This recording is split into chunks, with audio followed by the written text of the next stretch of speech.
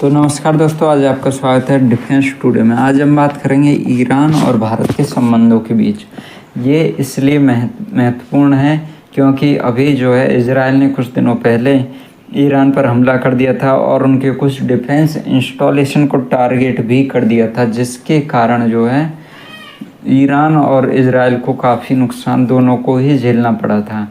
तो अब ईरान ने उसके बाद कहा था कि भारत ने समर्थन दिया है, इसके लिए हम धन्यवाद देते हैं। लेकिन ईरान के जो पाकिस्तान के राजदूत हैं, उन्होंने पाकिस्तान में कहा कि भारत ने कोई मदद नहीं की, जिससे साफ है कि भारत ने सैन्य रूप से मदद नहीं की थी ईरान की। जिसके बदले में ईरान ने कहा है कि वो अब पाकिस्तान के साथ और चीन के साथ अपनी साझेदारी बढ़ाना चाहता है, क्योंकि भारत मदद नहीं करता किसी ईरान की युद्ध के समय में।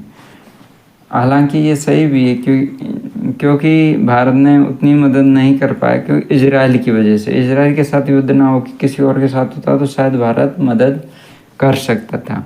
तो इस तरह हम देख सकते हैं कि जो परिदृश्य है वो बेहद बदल गया है, क्योंकि भारत का जो है एक चाबहार पोर्ट है और बहुत सारे आर्थिक संबंध भी ईरान के साथ है, और ईरान के साथ रसिया से व्यापार भी होता है और कई देशों से व्यापार होता है।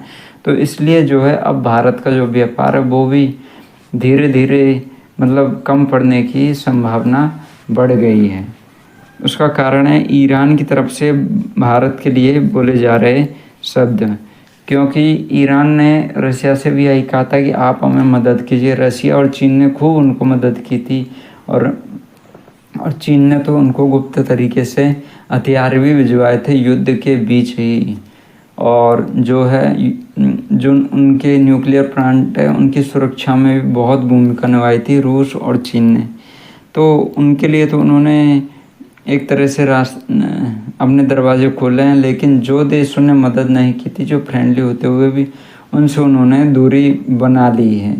इसीलिए वो उनके बारे में ना तो कुछ बोल रहे हैं ना कुछ कर रहे हैं। लेकिन इससे ये साफ है कि भारत का जो व्यापार रूट है वो प्रभावित होने की पूरी संभावना है।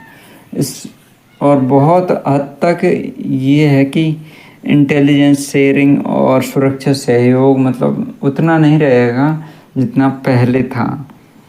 तो हो सकता है कि इसमें एंटी टेररिज्म इंटेलिजेंस की जो शेयरिंग है वो भी काफ़ी हद तक रुक जाए।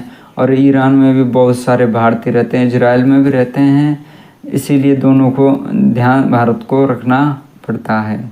और ईरान इसलिए महत्वपूर्ण है क्योंकि इसी के पास से भारत का जो है 40% तेल आयात होता है। तो इसी की वजह से ईरान बहुत बड़ी महत्वपूर्ण भूमिका निभाता है हिंद महासागर क्षेत्र में सुरक्षा स्थितियों के लिए। तो आपका क्या सोचना है इस बारे में? ये एक चिंता का विषय है वाकई में। तो आपका क्या सोचना, आप कमेंट करके बताइए। धन्यवाद दोस्तों।